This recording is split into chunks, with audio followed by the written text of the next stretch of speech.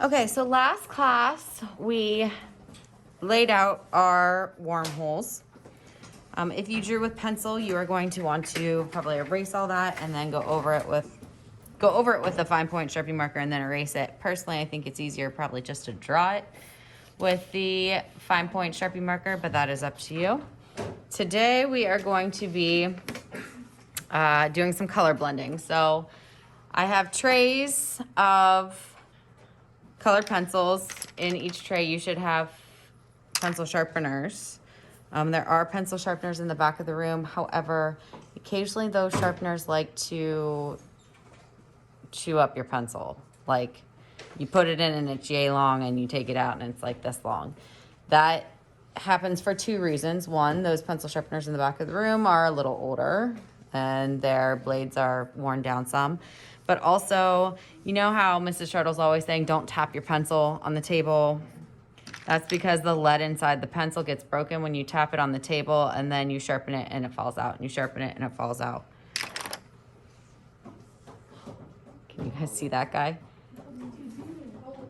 What? Occasionally, the lead inside the pencil will come out the other end. If that's the case, that's from when I was sharpening it, yes. If that's the case, just push it so that you can use it. If you can't use it, I mean, we could probably put some hot glue on the end. Okay. So these containers have a lot of Crayola crayons, which are basically the high-end elementary art colored pencils. I said crayons, didn't I? Yeah, colored pencils. So in most elementary schools, that's about as good as you're gonna get for colored pencils. Oh, no, not here. Quality matters. So these have been used several times, but these are the Prismacolor pencils. These are high quality colored pencils, okay? If you go to an actual art store, you're gonna see tins of these. I haven't bought one at retail for a while, but depending on where you go, somewhere between $40 and $65 for this, because they're quality pigments and they're smooth, rich, and easy to blend with. These are good pencils. So I can only afford to order a couple containers a year. In your container, so first thing, the lid is going to fit on there. Sometimes kids try to put it on the wrong way. If it doesn't fit, turn it. I mean, pretty self-explanatory, but it has to be said. Inside, you have two trays of pencils, okay? If it doesn't fit, a lot of times you have pencils sticking up or like they're not in a slot. You might have to move them around. So also the trays fit in there. So just make it work, okay? All right.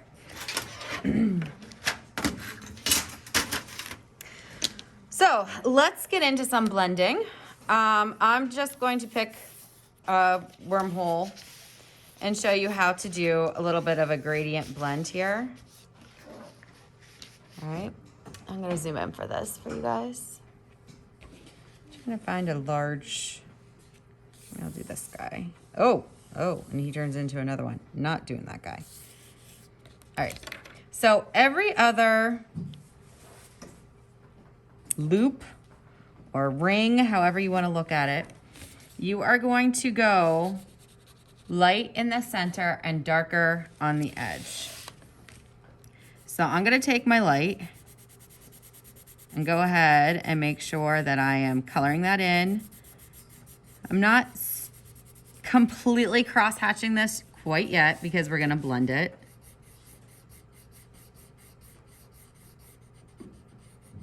So for my own sanity, I like to go all the way up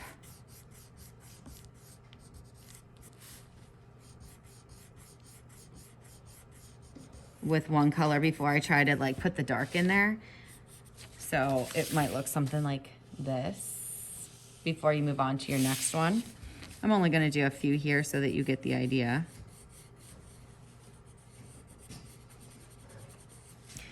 And I'm gonna take note of what colors I'm using in case I need to use it next class. If I call cleanup and you're still at like this step, I would on the back of my paper write, you know, maybe do a little section of it and write Prisma Lilac. Okay, so that next class I can come in and find that exact color and continue on. So I'm gonna keep this out because even though I'm gonna blend my dark in, I still wanna keep this handy. I'm going to test a couple colors on the back of my paper to see which one I want to blend with it. So that's my Prisma Lilac. Ooh, this would be real dark. And if I blend that into there, it's gonna be like a pinkish purple. So I'm kind of just overlapping them to see what my look would be like. I think I'm gonna go the real dark one. So in the corners, I'm going to lay that in real thick and then lightly with less pressure pull into the center.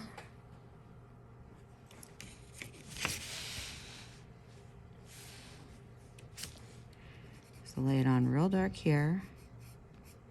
And I'm kind of flicking upward in. And that's not bad blending, but it's not done blending.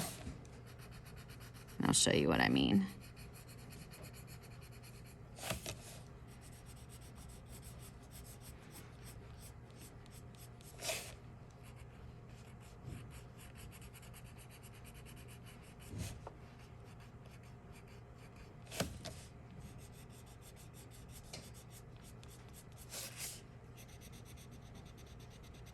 And I'm not taking my dark real far in, even if my light doesn't quite meet it, because my next step is going to be to take my initial color, my lilac again, and blend over top of that in the curve of my ring. So I'm not going up and down.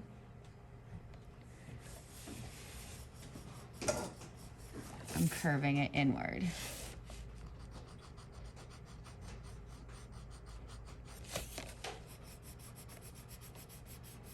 So basically I'm smearing some of that darker color inward.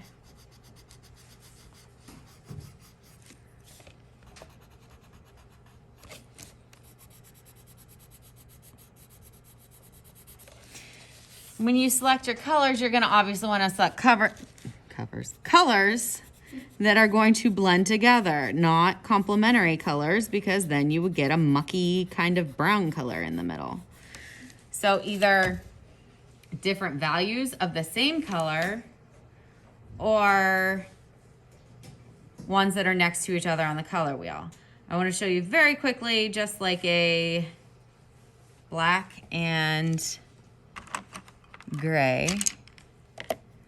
So in between here, I'm going to do gray in my middle.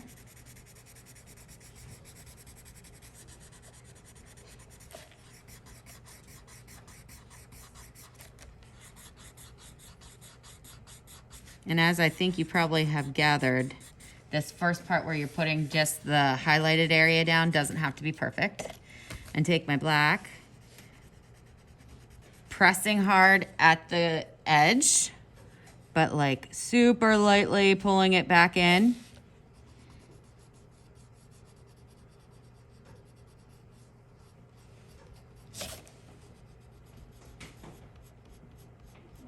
So I kind of feel like I'm like putting whiskers in when I do these darker tones in here. Okay, now I'm gonna take my gray again and blend over top, which is gonna lighten up that black a little bit. I'm not taking it all the way to the edge though, because I do want that edge to be black. And then I have a shadowed area like so.